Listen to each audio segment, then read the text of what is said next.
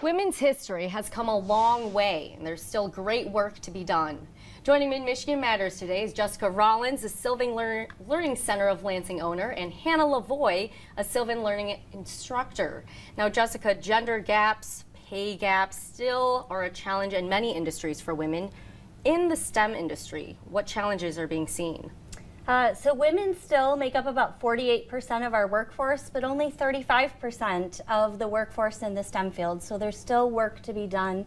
And even entering college, they only make up about a fifth of our engineering and computer science majors. And Hannah, I'll direct this towards you. Why such a low percentage based on your own experience getting into the industry, even being an instructor for young girls and women? What are you seeing?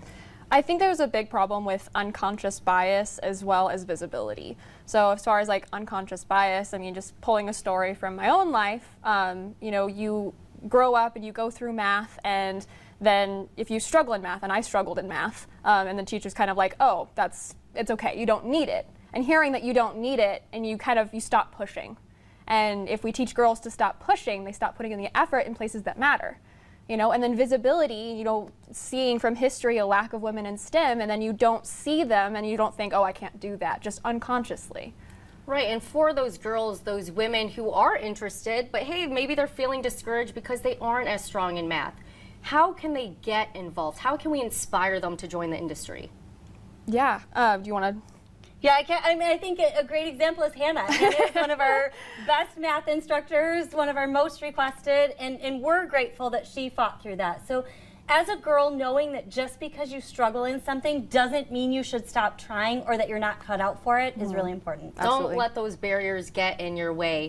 And Hannah, what skills or different perspectives can women bring into the industry and, be trailblazer, help shape it? Oh yeah, I mean, absolutely. I think just as a general principle with, people of color and then women, we have a lack of representation in science, and we see that in the research that's been shown through history. And I think that women and people of color, they bring this new perspective of what's needed for these people of these backgrounds, and I think that that's really important.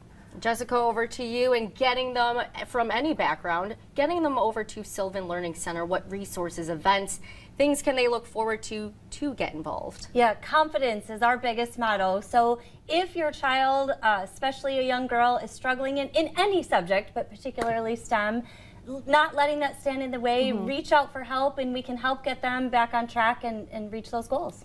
Great, Jessica, Hannah, happy Women's History Month. And thanks for helping us get women and girls involved.